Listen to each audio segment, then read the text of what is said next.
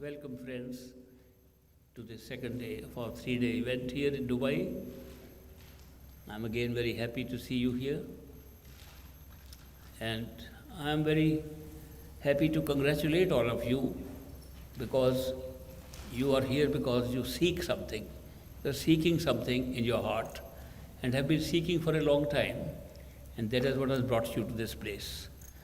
Seeking is the secret to going to your true home. Nothing else is required. If you want to go to your true home, Sachkhand, the only requirement is that you should seek in your own heart. If you seek within, you will find. Period. So you are all seekers.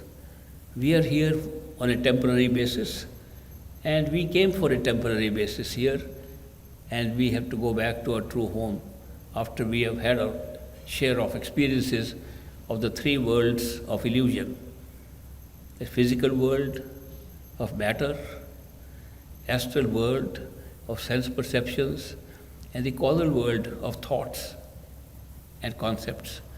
These worlds we have come and lived in, and from time to time we have changed our bodies. We have been through several forms of life, several kinds of life, and we have now come to a point when we feel we should go to our true home. The way to our true home, all saints and mystics have said, is within ourselves, not outside. You can do as many pilgrimages as you like. You can go to as many holy places outside you like. They will not lead you to your true home, because the real temple, the real mosque, the real church in which you have to enter to find God is on your own body, on top of the body, in the head. Yesterday, I introduced you to the real place where the door opens to our true home. And that place is behind our physical eyes, in the head. When we sit behind the eyes, we are very close to the door which opens inside. People have tried that, but they don't sit inside. What happens is that when they try to sit behind the eyes, their mind wanders outside. Mind starts thinking of all the things that are happening outside. And therefore, although they feel that they are sitting behind the eyes, actually they are not. Because we are sitting in our attention where our attention is going. If the attention is going to outward things, then it does not matter whether we close our eyes or open our eyes, we are still outside. But to focus yourself inside, behind the eyes, you must not think of anything outside of what is happening in your head. It's a very beautiful small place to start with, but if you stay long enough behind the eyes, it becomes the whole wide world. It is so huge, the place inside. It doesn't look like that because we are looking at it from outside in a small body, physical body. But if you can put your attention behind the eyes and sit there for a while, you'll find that little space expands to a whole universe. And you can have so many experiences there, which are more experiences than you can ever have in the physical body. The next step, which people don't follow, don't do, to go further beyond the astral self, is to meditate with the inner body. People who meditate keep on doing the meditation with the physical body only. Therefore, they go only one step. And they come back to the physical, they go have some experience, and it is not very nice experience always. Sometimes it's not a good experience because our thoughts are still creating experiences inside. Our own soul, our Atma, which is consciousness, pure ability to experience with its innate qualities of love, intuitive knowledge and bliss. That is our inner self. That is the true nature of our own self. That remains hidden inside because we identify ourselves with the mind and we take our attention to things outside. Why we take our attention outside is because we came here to have an experience of what is outside, a created universe. We wanted to test what can we experience by creating a space outside and a world outside. And then the idea was to stop that. Instead of stopping, we got attached. When we got attached to things outside, this attachment pulls us back again and again. When we have attachment outside, we also create new desires.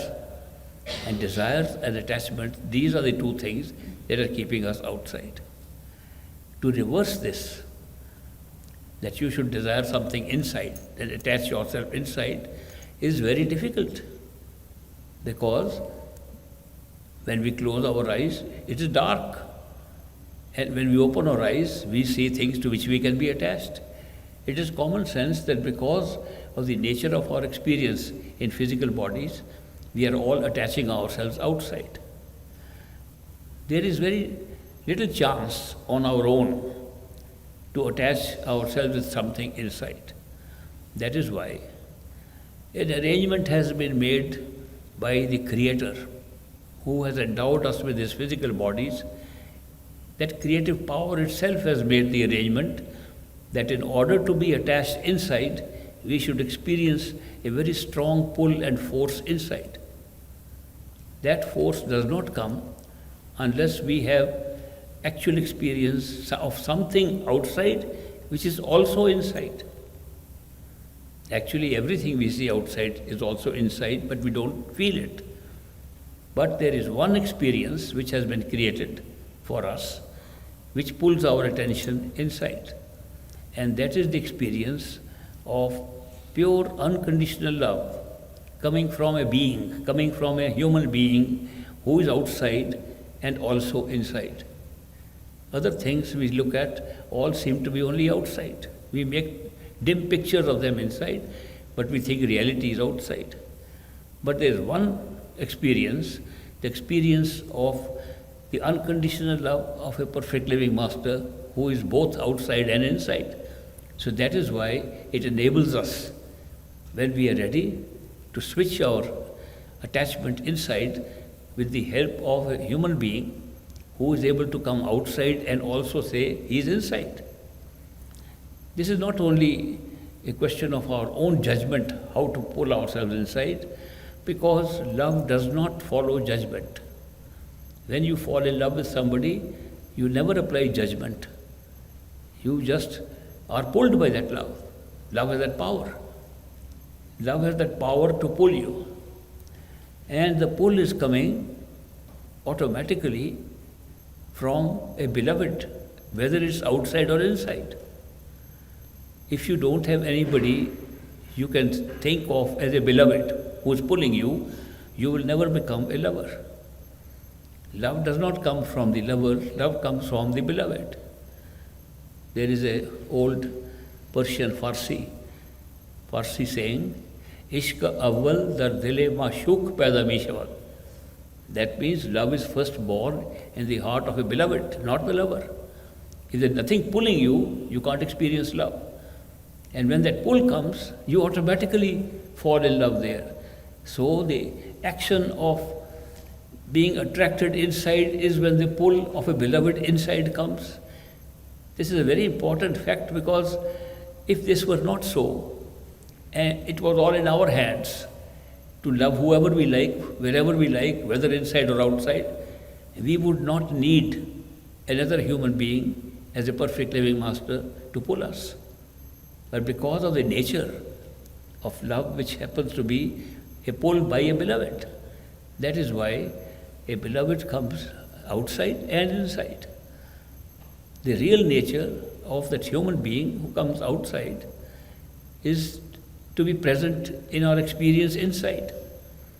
If the person is only outside and not inside, it does not serve any purpose. More than 100 years ago, a famous Swami Vivekananda, went to America, and he made a speech. He gave a talk at the World Congress of Religions. In that speech, he said, I have been telling you for 2-3 days that this world is not real. It's illusion, Maya. It is just a created illusion. If that is so, then I must also be illusion. Vivekananda said, I must also be illusion. If the whole world is illusion, how can one being, one experience be different from the others? He says, no. Even Vivekananda, talking to the American audience, said, I am also illusion. I am not real. But there is one difference between this illusion, which you call Vivekananda, and the illusion of the rest of the world. The rest of the world pulls you out, and this illusion pushes you inside. That's the difference. And the reality is neither Vivekananda nor anything else. The reality is inside. And that is why these human beings who come as perfect masters in our life, and they come at the right time, they come when we are ready, and they pull us from inside.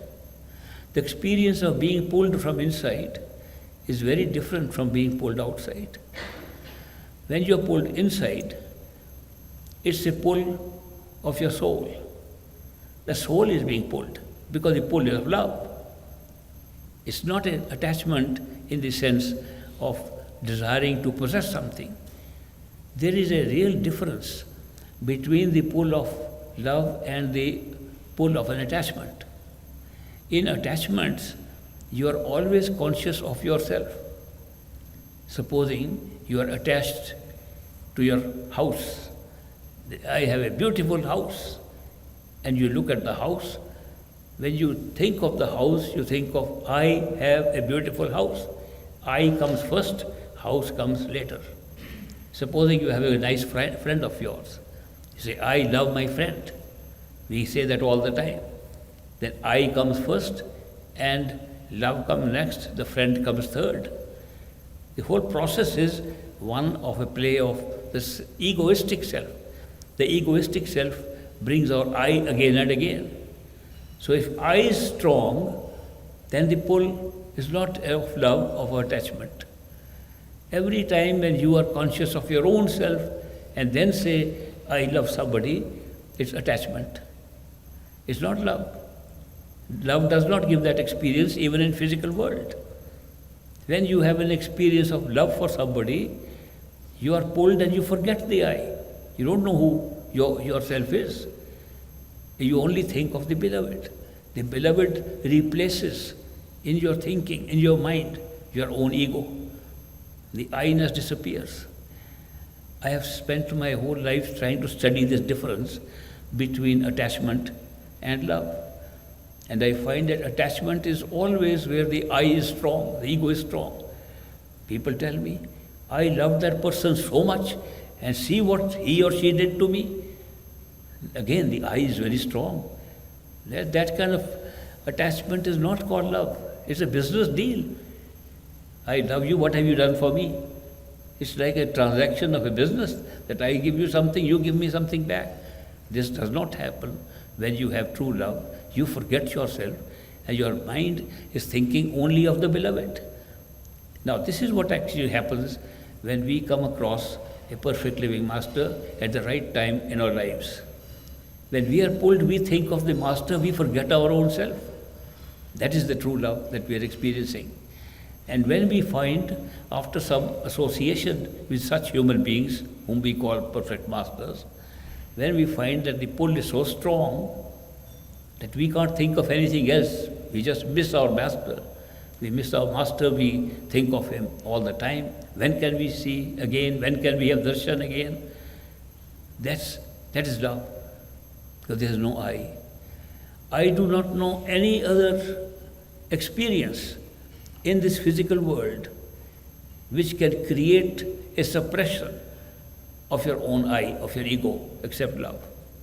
Whether it's for a person or whether it's for something internal, it is something that makes you forget your ego. All other things are bringing your I into it. I is an obstacle in meditation because it strengthens our mind and weakens ourselves. I is the face of our mind. Just the face of the mind is shown with the I-ness that we use all the time.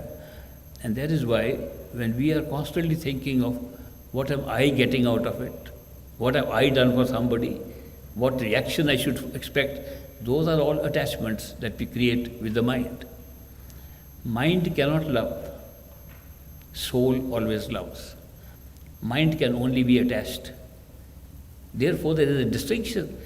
And since we have merged these two together and we don't see any distinction between our mind and ourself, that is why sometimes we can't know whether we are having an experience of attachment or of true love. Now, true love, when it comes, it is a very different experience than created by attachment. Attachment tries to make you seek exclusiveness with what you are attached. It's a separation. You want something, you love something which you call I love something, it should be yours only. You want it to be exclusive. On the other hand, when you have experience of love, it is such a wonderful experience, you begin to love everybody. It's a very different, it's like an overflow. So there are some basic differences between attachment and love. And we are caught in this world because of attachments. And then when we have more desires, we get more attachments. If you were to ask, what is the obstacle? If our true home is right inside us and we know it, then why can't we just fly there and go right now? What is stopping us? The only thing stopping us is the mind and its attachments outside. Now, some people say we can practice detachment.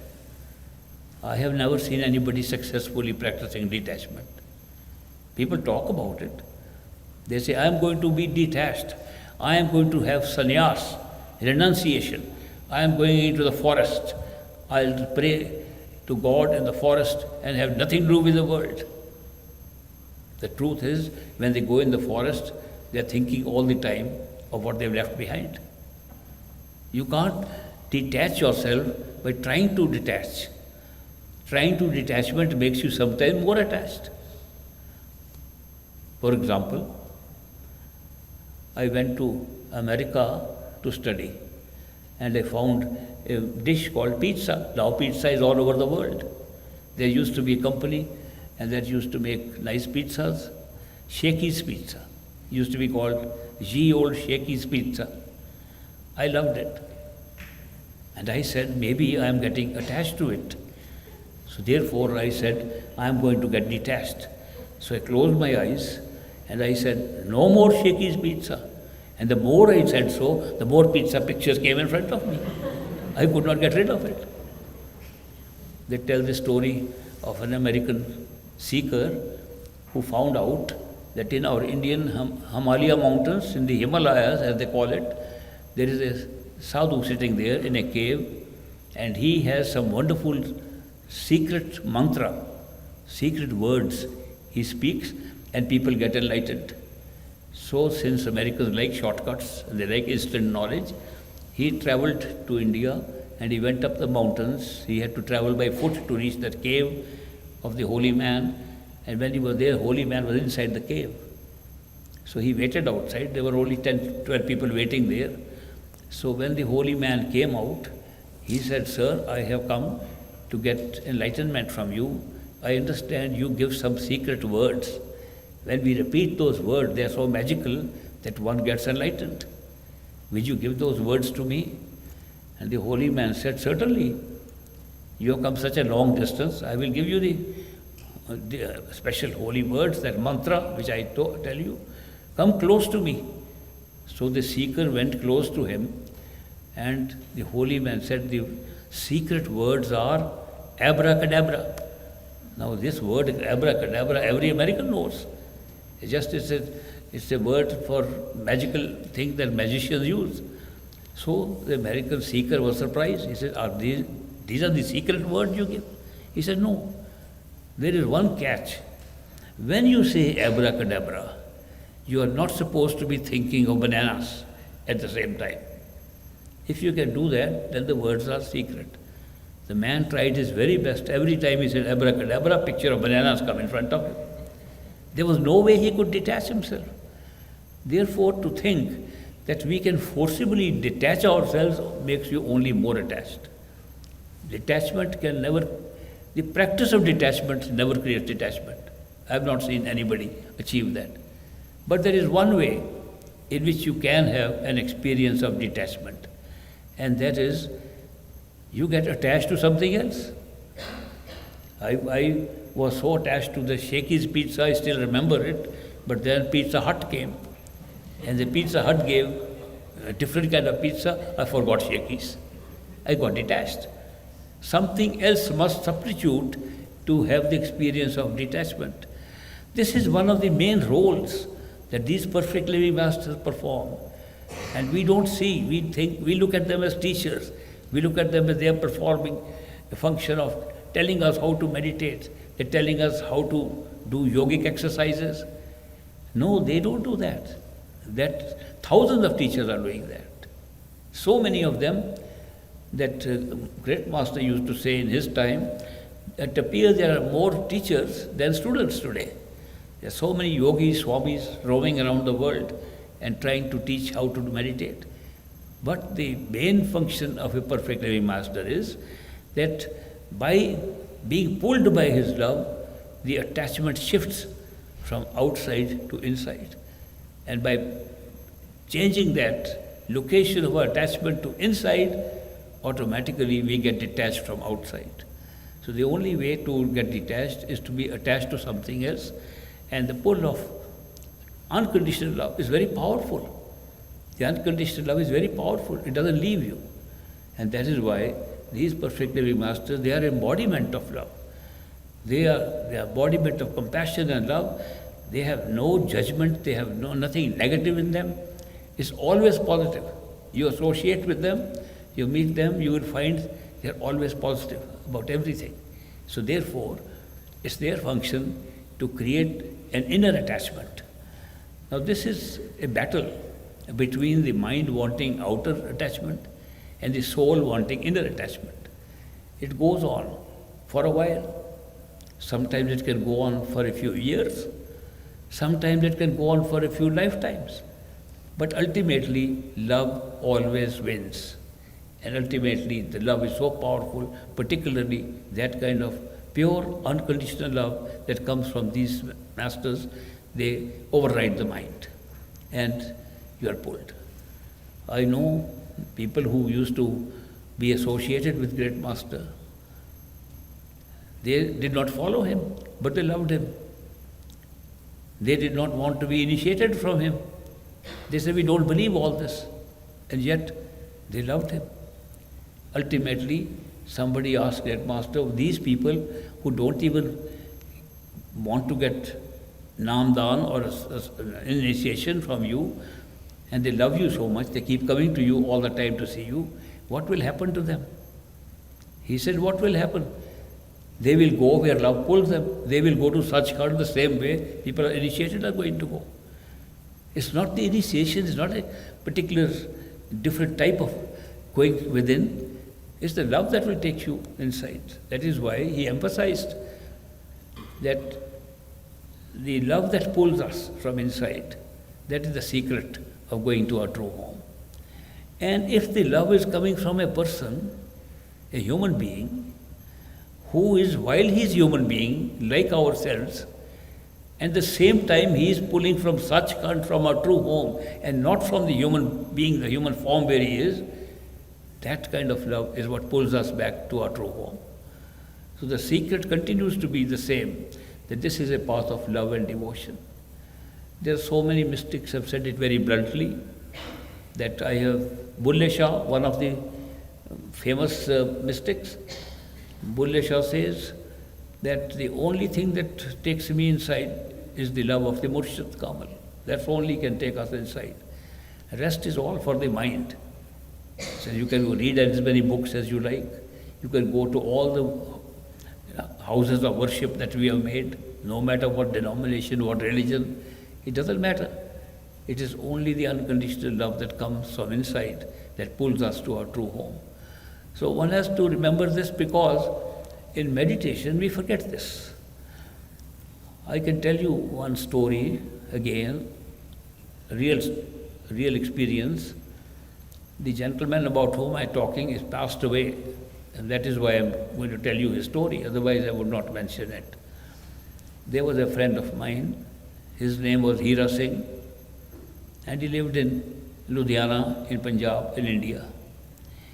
He had a foundry, a little factory, and in front of the factory was his house where he lived. It is a nice big house and big open land outside, so he could have satsangs in his house. He was initiated by the same master, great master that I was. We were both initiated about the same time. And he used to have many masters of different lineages sometimes come and have satsang in his house. Great master also went to his house. So he was a very good satsangi, very old satsangi, and we all used to love him. After many years, after I had moved away to America, to USA, I came back with an American friend of mine. And he was keen to see where I grew up, where I was initiated, where the Dera was. I took him to Dera, I took him to other places. And then I said, I will show you another friend of mine who is my colleague. And we both got Namdan together from Great Master. And he lives in a town where I also worked. I studied in that college in Ludhiana. I worked as Vice Chancellor of a university that is there, Agriculture University. I did a lot of associations with Ludhiana. That man lives there, I'll take you there. So I took my friend, American friend, to that house, and one of the masters happened to be giving a discourse there. So we went and I saw the master was giving discourse, so we waited, but he spotted us, he called us, and I said, Master, you finish your discourse. I brought a friend of mine from America, and he would like to have a chat with you afterwards. And the master said, Satsang finished, and he got up and took us inside. So which was very impressive. I impressed that American friend about my influence here, which was not the intention, of course. But Hira Singh, whose house this was taking place, he began to see that many people, my old friends, came and asked me questions. How is America? How are the prediction of Great Master taking place, that spirituality will shift to America? Is it actually happening? What's going on? They asked many questions. And I began to give them answers. At the end, when we were about to leave, Hira Singh comes to me and he says, I have to ask you a question. I said, yes, Hira Singh, what is the question? He said, you and I are initiates of the same master, Hazur Maharaj Baba Sawan Singh. Both of us got Naam from the same master.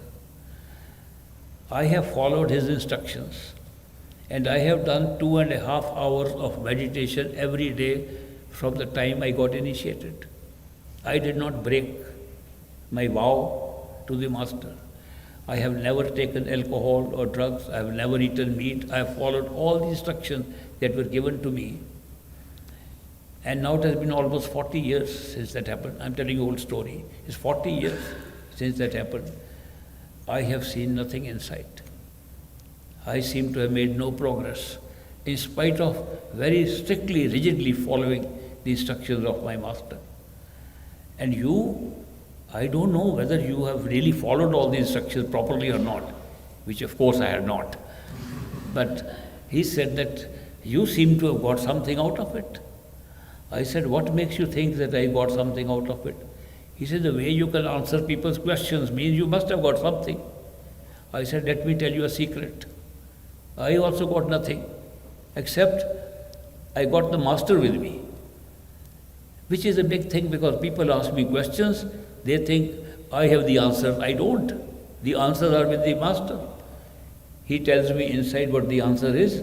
I share it. People think I am giving the answer. I said, I don't share the secret too much, how I give answers. The answers are not mine. They are great master's answers. And that is why people get happy or satisfied. The answer must be correct, because it doesn't come from me.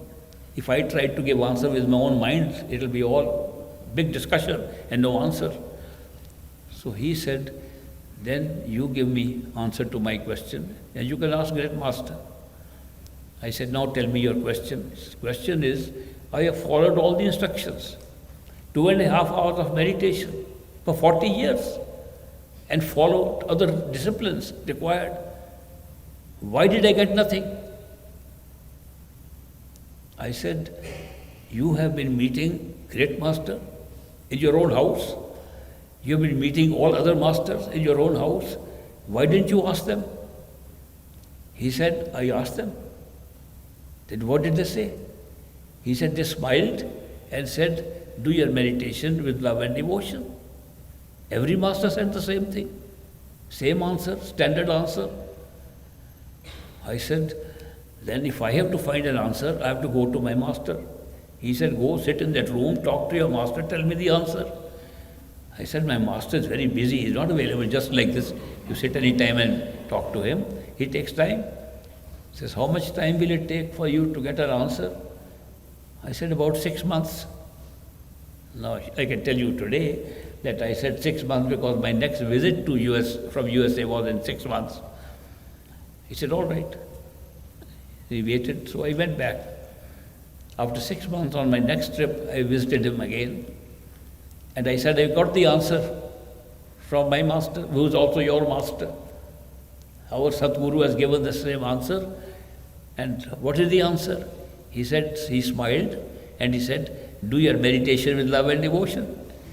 The very same answer all the masters gave you, including him earlier. He says, but that is what I was doing. I said, no, not what you told me. You told me I have been doing meditation for 2.5 hours. I have been doing meditation and with no meat, no alcohol, no drugs. I have been leading this kind of moral life. You didn't say I have been doing meditation with love and devotion.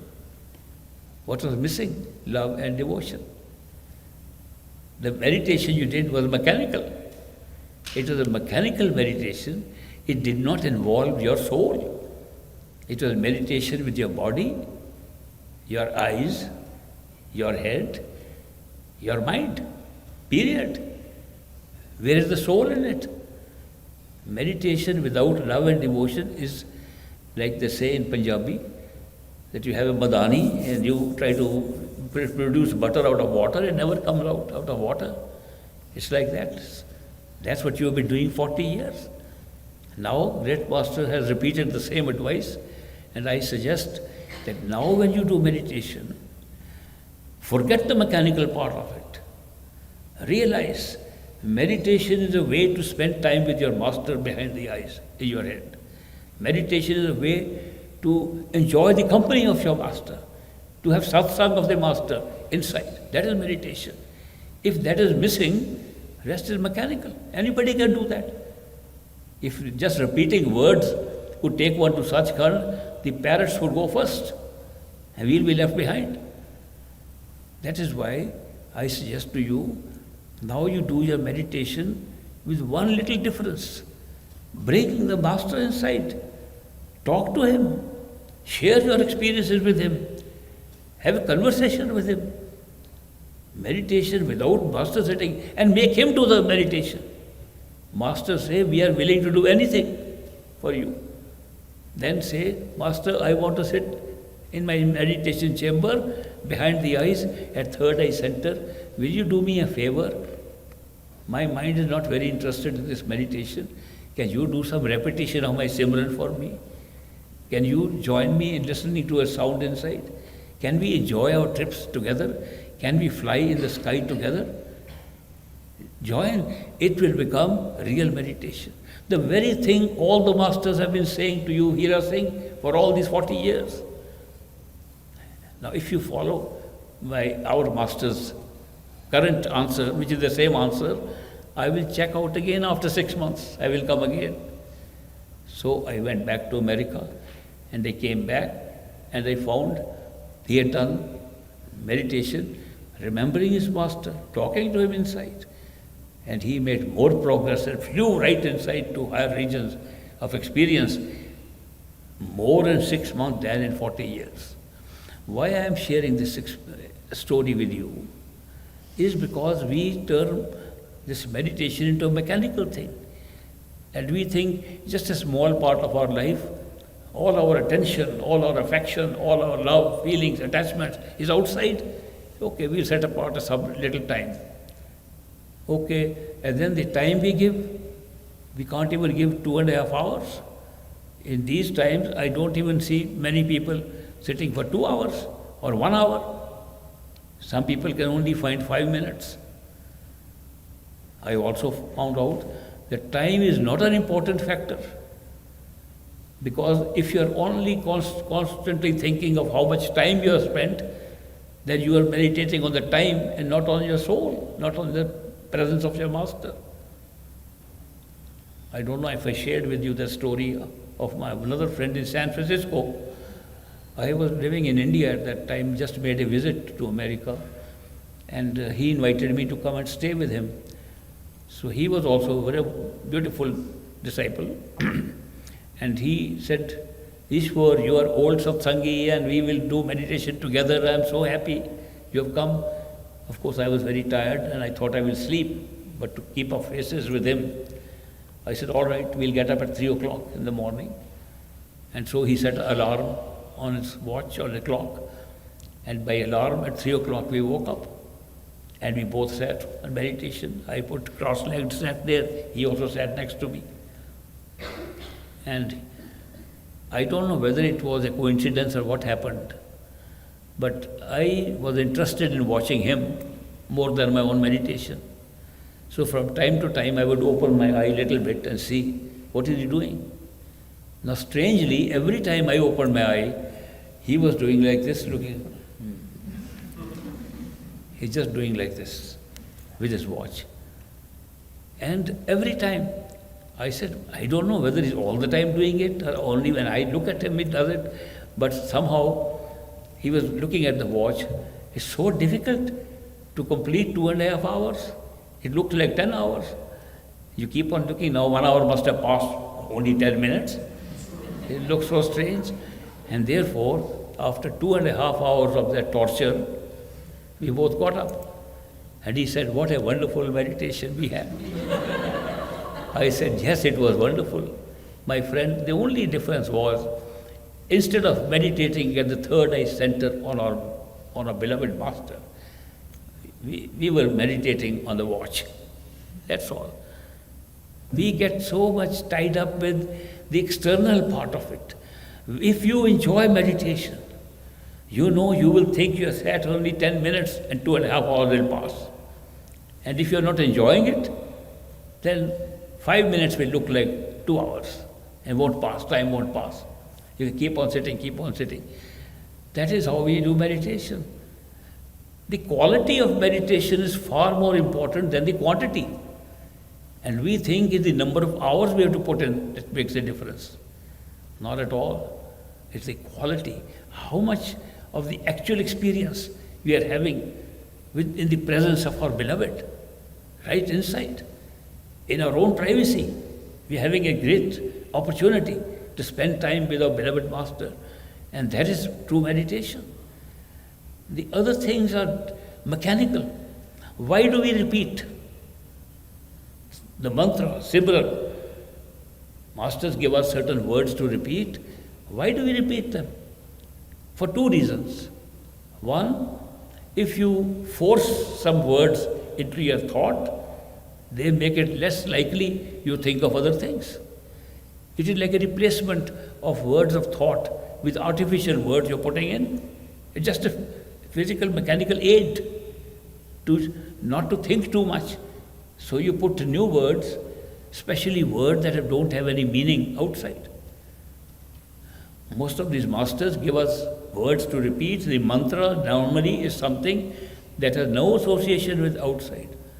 I would love to have a mantra master says, okay, ye old Shakey's pizza, I can go on repeating and never make any progress. Because it will draw my attention only outside. Masters give those words which have an inner connotation, inner meaning, and not outside. And that is why repeating those words prevents the mind from thinking of other words, a mechanical thing. This is not the kind of meditation that will take you to Sachkhand. It's only temporary use, very temporary use of words, repeated words, have never taken anybody to the true home. They are very temporary. It's just to pull your attention inside so you don't think too much outside. You put your thoughts on the words. Second, of course, the function of repeating the mantra is that the masters, when they initiate us, they empower these words to become anti-negative influences. That means negative influence cannot attack you if you are repeating the words. That is because they make those words a little magical and they make those words empowered to protect you from negative entity and negative influences. There are two functions of these words. This path that I am following, and which I think many of you may be following, is called Surt Shabd Yoga. Surt Shabd Yoga. Surt is our attention. Shabd is the sound. Yoga is union with our true home. It's a complete system. If you put your attention on the Shabd, on the sound, it will take you to your true home. Now, when you say attention on the sound, what sound are we talking about? There are 5 kinds of sounds. First sound is called Varanatmak, speech. That which can be spoken, that which can be written. I am speaking to you, you speak to each other, that's Varanatmak. That's a spoken language. That's also sound. Supposing you never hear anything, you'll never even proceed on the spiritual path. So the very beginning of the Surt Shabd Yoga starts with Varanatmak. When you are able to pull your attention by repeating words which are Varanatmak, even the Simran mantras are all Varanatmak, they are all repeatable. When you repeat them and listen to those words inside, it's only stage 1 that you have crossed. These words can't take you more than stage 1. After stage 1, what happens? You can hear a sound which is not words, cannot be spoken. It's a sound which is difficult even to describe. We try to say it like a bell, it's like a big vibration, it's like this thing. But it's only a sound. Then the Shabd becomes from Varanatmak to Dhunatmak. Dhun means just a sound. There's no Varana in it, there's no description in words. We only move to the next stage when we go with Dhunatmak Shabd. That means a sound that is not translatable into words. And that only takes us one step more. When we hear that sound, which we hear whenever we can put attention, we don't put attention, you don't hear it. That Dhunatmak Shabd only takes you one step more. Then what happens? Then you go into a sound that you find you were hearing all the time. You were inside hearing all the time, but you were not there to realize it. Then you realize the Shabd, which is always there, and you get a feeling you were hearing it all the time. And that is then the Anhat Shabd. Anhat means which has no beginning, no middle, no end. Dhunatmak becomes the Anhat Shabd, and that only takes you one step. Then you go to Sar Shabd. Sar Shabd means the reality of Shabd, which is like a conscious being. That Shabd is not a sound. It's a being that creates all beings. That's the real sound. Sar means real. Sar Shabd. Then it only takes you one more step.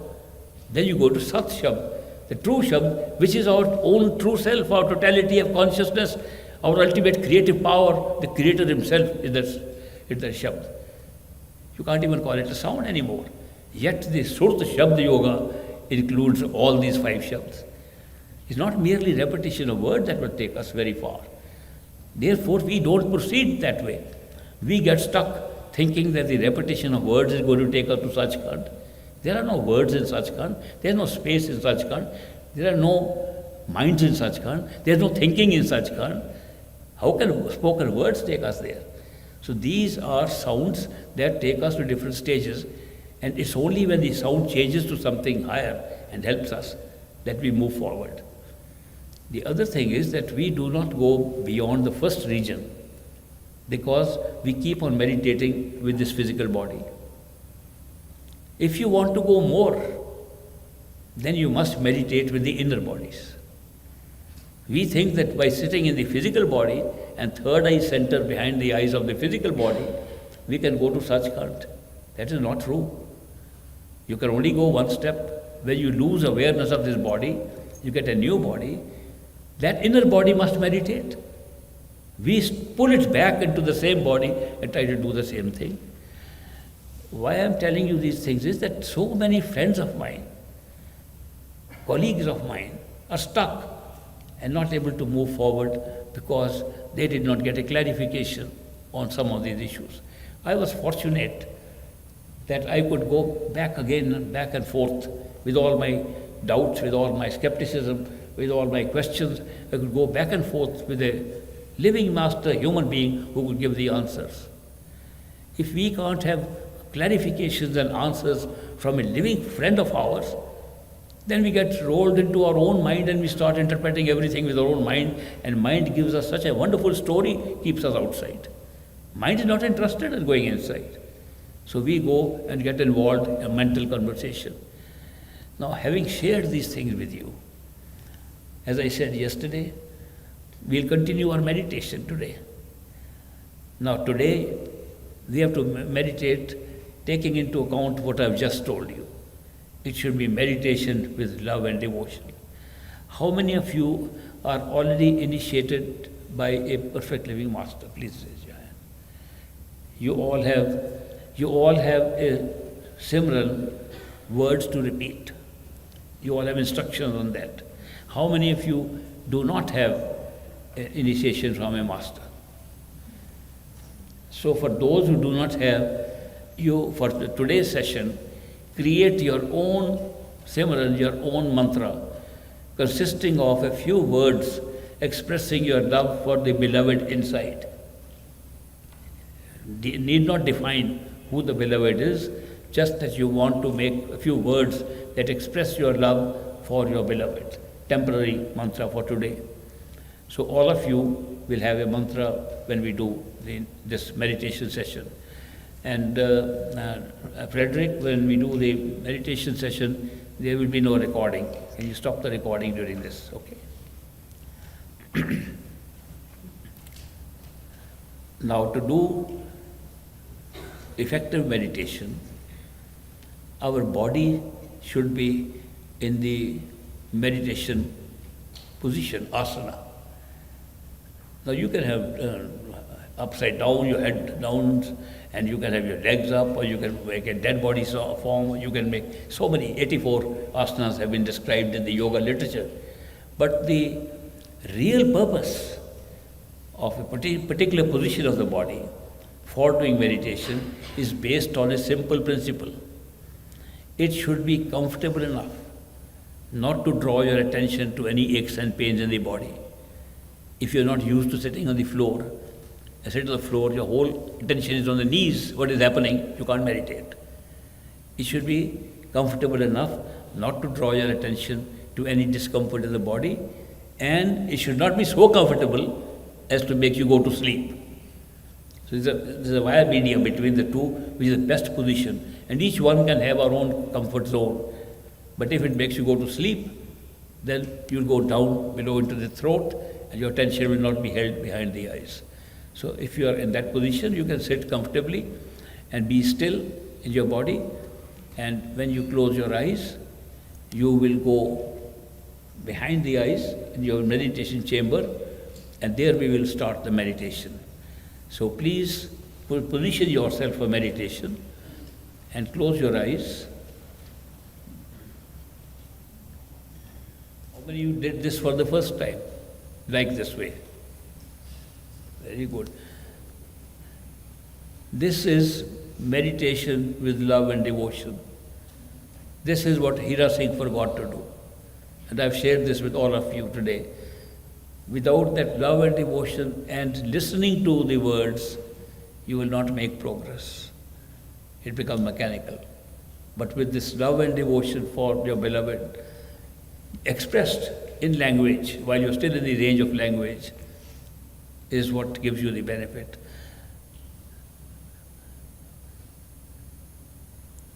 We will do one more step, and that is meditation with the inner body, not with the physical body, Right now, I was saying close your eyes. It was physical eyes to close.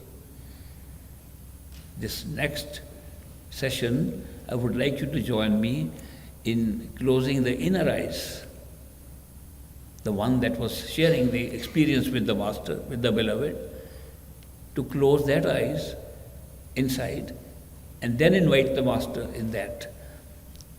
This body which you just experience inside is called the astral body, Suksham Sharir, because it had no weight, nothing in it. But you are able to see, you are able to talk, you are able to have a conversation with that body. Physical body was not being used. Now don't even use the inner body, which you just used, and go within that. If you can successfully go, it takes practice. I can tell you, every one of these elements takes practice.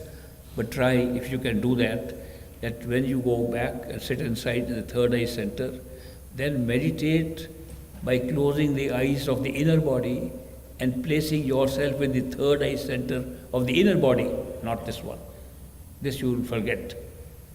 And that will give you an experience of the still causal plane. Your Karan Sharir, you can experience, lies inside that body. So if you're ready, we can try that.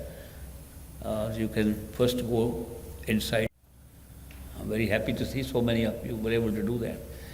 Practice makes perfect. You need practice.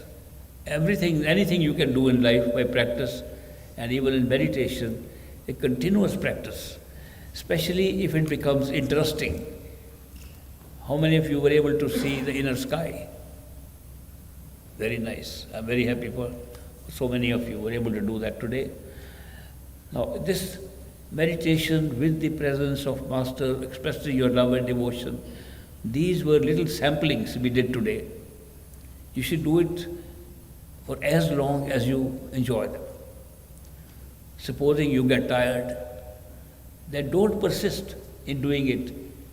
That, no, I have to complete my time. That will bring you back into the physical every time you think like that. Just stop. Go have a break. Have a walk. Have a shower. Refresh yourself. And at another time, start again. You can break your meditation time into several small segments, but it should be done when you're comfortable enjoying it. Did any of you doing today's small session, few minute session, feel tired and didn't want to do it? How many of you didn't want to do it? How many of you did not want me to count 5? I want to stay on. So you see, I'm very happy. This was a successful demonstration how when we do meditation with love and devotion and we place ourselves in the right place, it becomes so interesting. How many of you could see lights, colors in front of you during these sessions? Very good. How many of you could see the face of your Master clearly? Very good. How many of you could have a conversation with your Master during this? How many were able to persuade the Master to meditate for you? Not many. Okay. That's very easy also. Just if you do regular meditation with Master, becomes very easy. It's a great friendship, I tell you. Master's friendship is outside and inside. Outside friendship is great, but it's a human being. A human being whom you can't have access to too often. Inside you have access all the time. Therefore, develop this relationship with the Master inside. When you repeat the words that the Master has given you at initiation at the time, they are a protection against any negative entity coming to you, and it also protects you from your own mind, trying to make a picture of the Master. How many of you, when you were trying to talk to the Master, and you repeated the words and the face disappeared? How many of you did that? Yes. That was made up by the mind. If the face disappears, then wait. It was a picture your mind was trying to make, and later on, when the picture, real Master will come, and he's waiting to come, by the way. When he comes, the repetition will only make the master's face strong and smiling. And he'll say, yes, I am still here. It's a very personal relationship. It can also be said that this session you had with you, I'm now going to talk about the skeptics, that this was a suggestion I made. I suggested do this, and you were just listening to me, and therefore your mind began to make those pictures. It is true, to some part it was suggested experience, but the whole of meditation starts with suggested experience. But what will happen will be that the master will start saying things to you which is not part of suggestion at all. And then you will know you have gone beyond the suggested item. And that is why they say that master can come in your meditation on his own, or you can suggest and call upon the master. And when you call upon a master, you're calling your friend. When he comes and says things that you didn't want to suggest him to say, then it's not a suggested experience. So you have to learn how to differentiate between the two. And once you get a little longer experience with master in your meditation, you will find it very easy to go into it. This should be a regular experience for you. Every day you should do it. Whether 5 minutes or 5 hours, whatever time you have. In one session, 2 sessions, broken sessions. But it is no use, it is not a Hatha yoga. This is a Raj yoga, royal yoga. It's a Surt Shabd yoga, it's not Hatha yoga. Hatha yoga is where it's a heart and obstinacy. I have to do it. You are only strengthening your mind when you say, I have to do it. But when you do it, you are pulled into this meditation by remembering. And I'll tell you another thing. A good time to meditate is early morning. Unless your job is such that you are on night duty or something, then you shift it. Otherwise, early morning, if you meditate and have this experience, you will remember it all day. And your whole day will go very well, even in your external work. Masters help us, both internally and externally. But the external help we only notice when we have had a session with the master. Then all day we can see the hand of the master, whatever is happening. During the session, I also suggested that you make your complaints to your master. How many of you were able to do that? That's very good. That's the time to tell him whatever problems you have. And also, how many of you expressed your love and devotion and touched the feet of the master and paid your respects? How many of you did that too? That's wonderful. These are the simple means. Of course, you are using something which some critics might say, your imagination. Critics call imagination totally unreal. Actually, it is not as unreal as you might think so. Imagination originates from there, from the astral plane. Once you are able to vacate your whole body, forget the body, and only have that experience, you will find how real that is. And imagination is merely part of the experience we are having when we are in the physical body and we try to think of that. It becomes an imagination. But imagination comes from there, inspiration comes from there. I have many friends who, since they became friends of mine, have started becoming poets. I don't know when they write, they want to write poetry. They want to write a song, or they want to pick up some other song to write to me. Why does that happen? It happens because all these inspirations are coming from inside. All the inspiration that makes a person into an artist, that makes a person into a poet, are coming from the same area where we are trying to go through meditation. And that is why there's a connection between our link inside and our activity outside. So I am very happy that you got some sampling. This was a sample because it was too short a time. And you have to practice on your own. And if you have any problems, you should consult your master inside or outside. You will see that you will find a solution to most of your problems, both outside and inside. I wanted to actually share these experiences with you as much as I can, but this is a very short 2-day program here, 3 days only. Those interested a longer session of meditation. I do some programs called IMR. It's different from MRI. That's a medical thing. IMR stands for Intensive Meditation Retreat. When we have an IMR, we meditate for several days at a time. We meditate every day for a whole week. And then every day we find some progress. And 1 week, at least we are able to establish ourselves on a regular meditation course inside. So I will be announcing all the IMR are full, because we always take a small batch for the IMR. When the next group comes and some of you are interested, certainly you can join. I'll be very, very willing to help you in making best use of meditation. This is my seva to my master, not to you. It's my seva to my master. I am doing this only as service to my master, and I'm very happy that he's given me this service. He gave me other service too. I used to fan him with a big fan. I was so small that the Sevadar would not let me handle that fan. But Great Master would say, give him the fan. So fan was, I remember, bigger than me, but I could still hold it.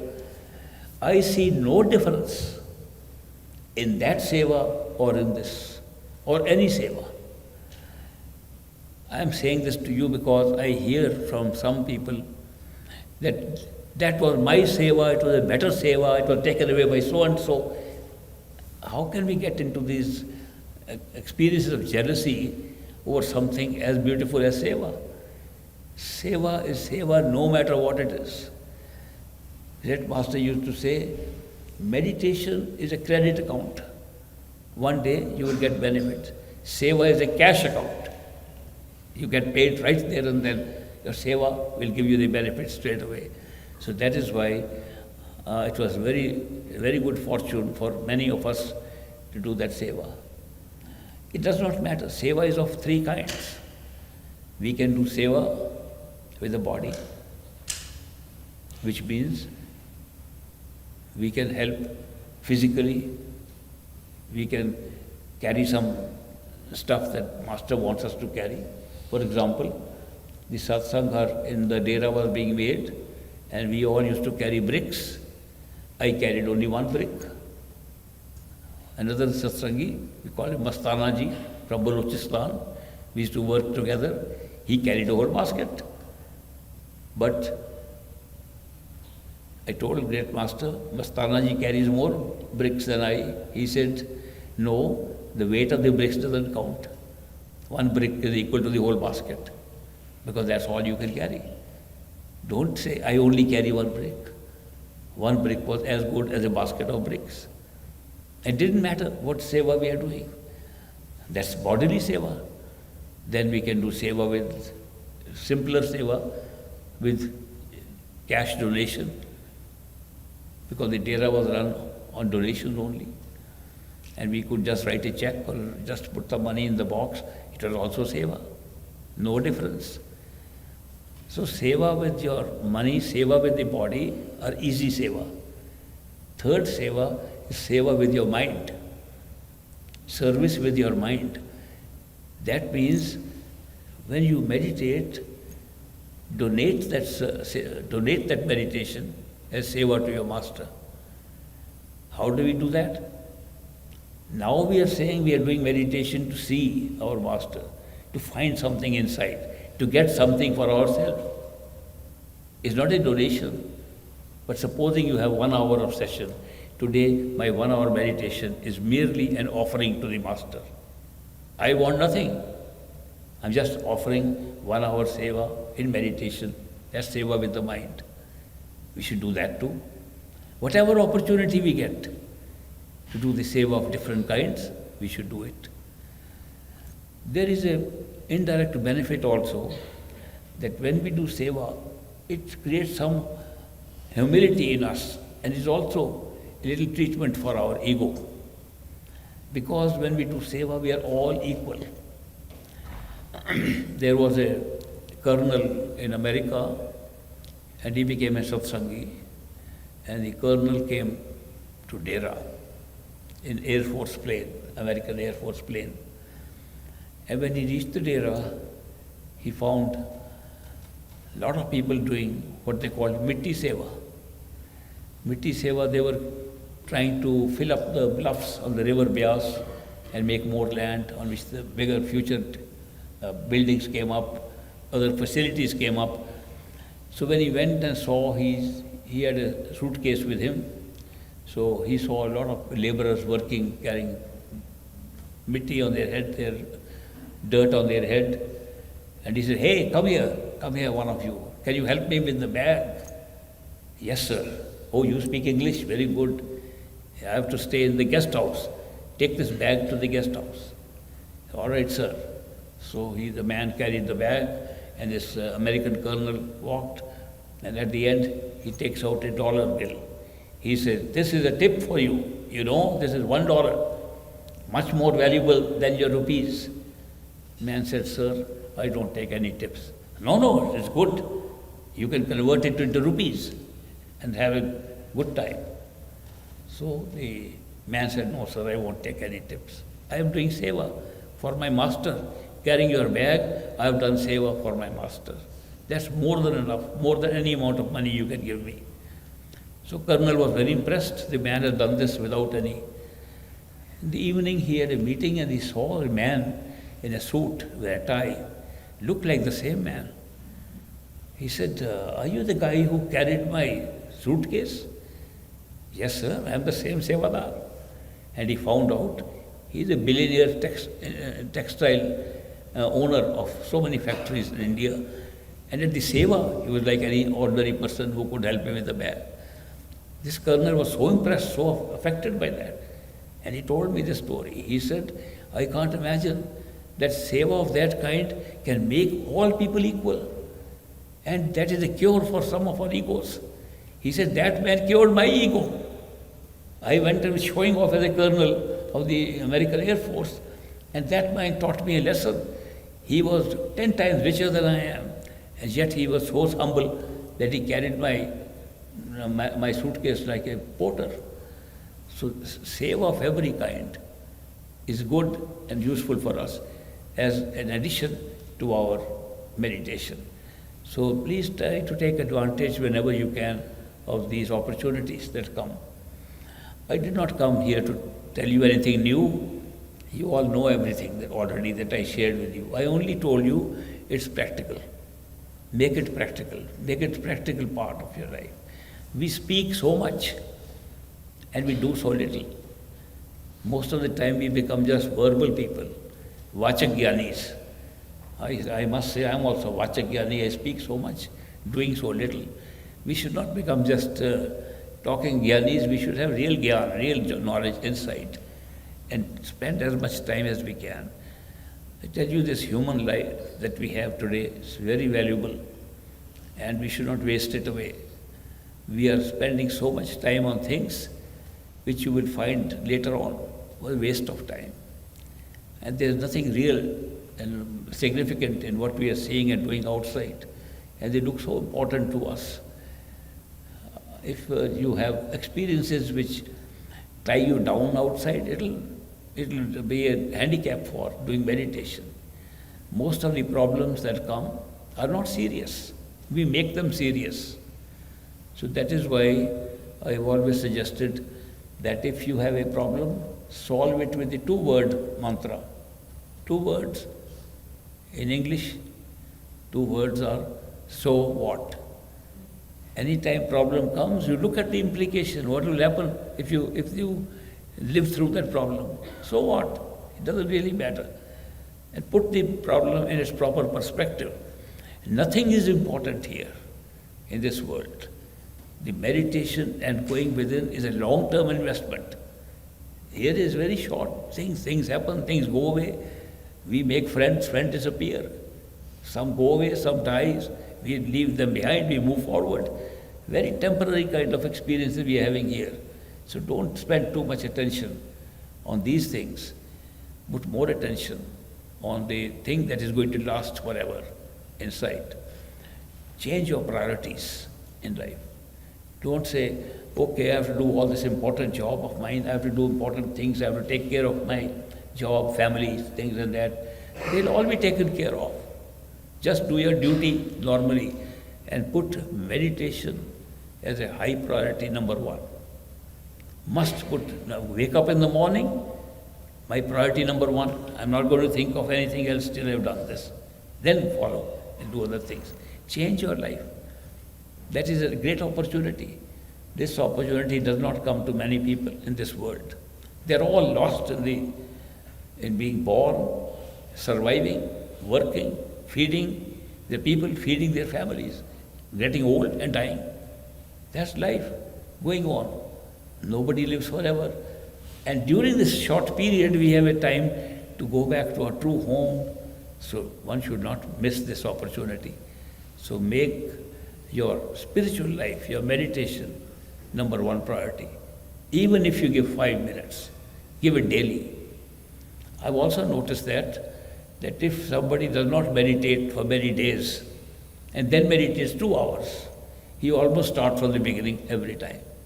But if you do 5 minutes meditation every morning and 5 minutes every night before sleeping, it builds a momentum that will keep you on the meditation throughout the week.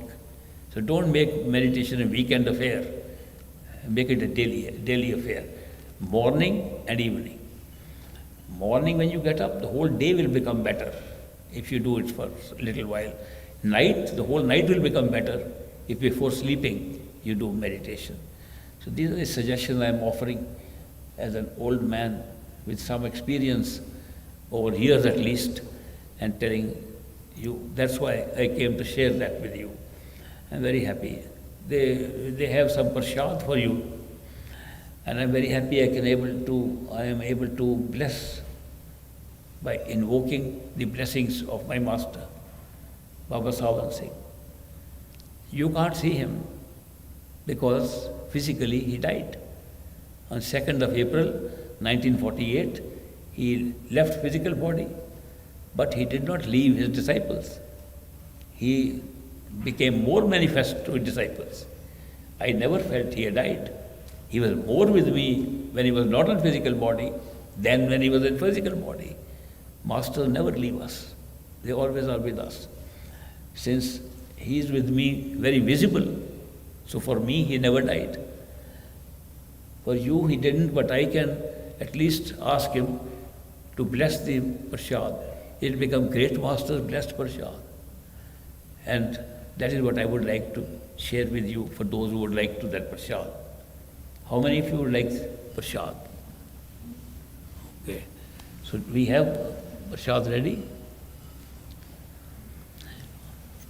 Because of a large number of my friends here who wanted to have personal time with me, I will end this program now.